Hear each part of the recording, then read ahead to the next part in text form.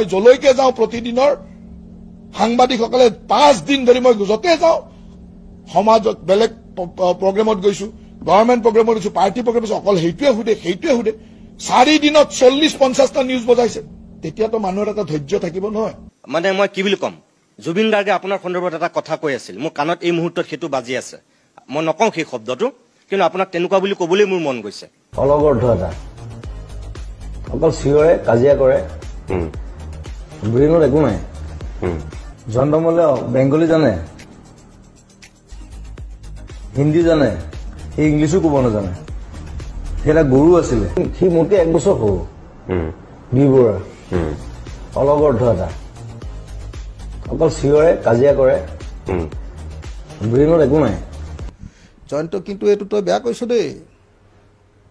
তুমি বেয়া কৰিছা এইটো কিন্তু একদম গুমাতাৰ পৰা 50 লাখ খাবলৈ গুমাতাৰ গাখীৰ তুমি মনত ৰাখি লোৱা গুমাতাৰ গাখীৰ যেনেকৈ মানে তোমালোকৰ কাৰণে হিন্দু ৰাজনৈতিক হিন্দু ভক্তবিলাকৰ কাৰণে তোমালোকৰ কাৰণে খুব জৰুৰী আমাৰ কাৰণে মাতৃ দুগ্ধ তেনেকুৱা ধৰণৰ মানে আমাৰ পবিত্ৰ বস্তু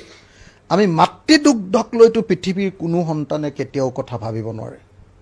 আৰু গুমাতাৰ দুগ্ধক লৈ যে তোমালোকে 50 লাখ টকা খাব খুজিছা তুমি হজম কৰিব পাৰিবা নিজে নিজে উকালিয়াই দিবা কিন্তু জয়ন্ত মল্ল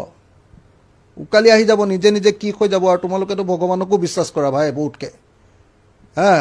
ভগৱানৰ নামতে 24 ঘণ্টা কৰি থাকা গতিকে ভগৱানে তোমালোকক কিন্তু ভাল নকৰিব সোনকালে 50 লাখ টকা ঘূৰাই দিয়া